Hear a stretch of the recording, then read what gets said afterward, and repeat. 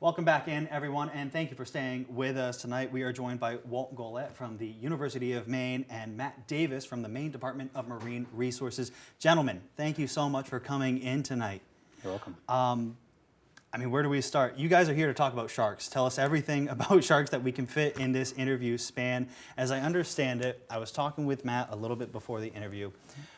People are saying there's more sharks in Maine, but it's not necessarily the case. It might just be people are noticing them more.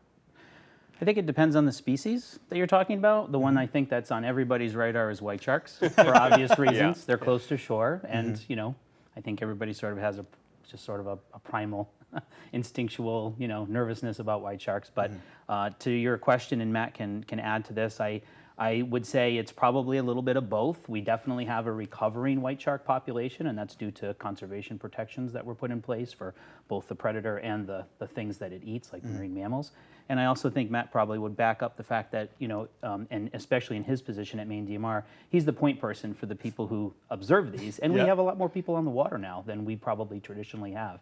So, but Matt can certainly add to that as well. Yeah, I mean, as we were talking about a little bit earlier, Devin, right, sharks have been protected since the 1990s when laws were put in place by the federal government to prohibit the take of white sharks. And it's a very slow-growing species, so it takes several decades really for them to recover, because it takes sometimes up to 30 or 35 years just for an individual to reach sexual maturity. So it takes a really long time to recover. And as far as, what does the last 5 years look like? Well, there probably hasn't been a ton of change in a short time span, but people are paying a lot of attention.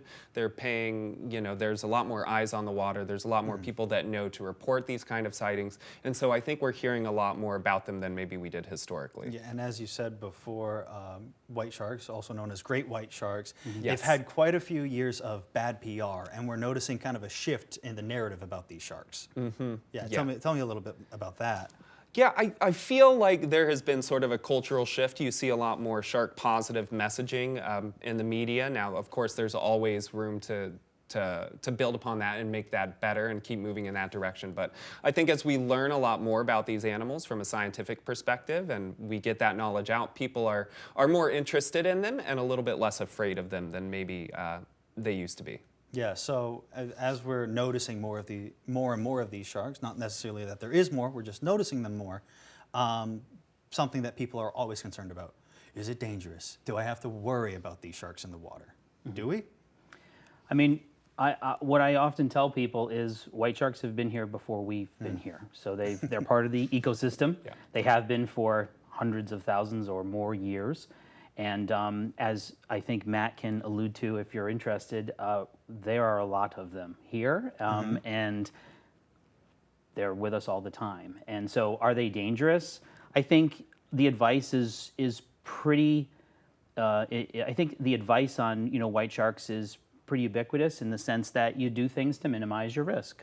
You don't swim at night. You don't swim real early and maybe in the morning or real late at night. You avoid things like schools of fish and seal haul-outs. But I think the fact is that there are lots of white sharks throughout New England. There are probably more now than there certainly has been in the last maybe 20 or 30 years, again, owing to the things that Matt and I touched on.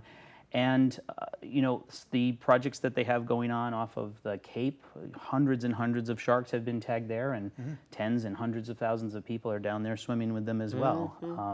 So, and I don't know if Matt wants to add, to some information on that with regards to public safety. Please. Yeah, I mean, right, like Walt said, there's a lot of white sharks around, but humans aren't on the menu. For the most part, white sharks, they don't care about us, right? We have a lot of spatial overlap with them.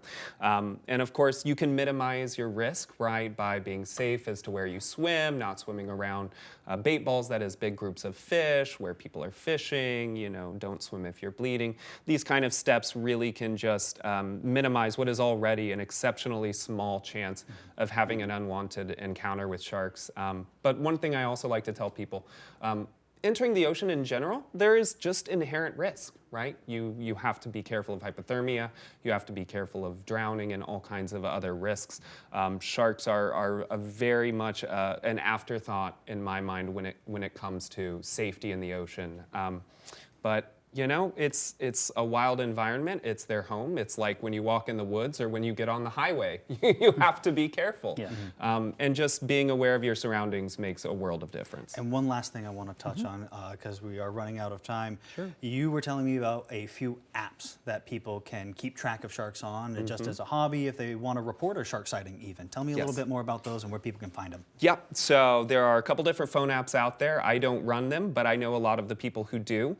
Some of the two main apps that I hear about are called Sharktivity, where you can look for shark sightings and real-time acoustic detections. And then there's other apps such as the Ocean Tracker, which is run by OSearch, where you can see where sharks have pinged at the surface in real time as well. And then, of course, if people are interested in learning more about the work that we do with our partners, such as the Atlantic White Shark Conservancy and Massachusetts Division of Marine Fisheries, they can check out the DMR website and just type in DMR highly migratory species. It'll take them to our webpage, and they can learn about our research and what we do with Walt there.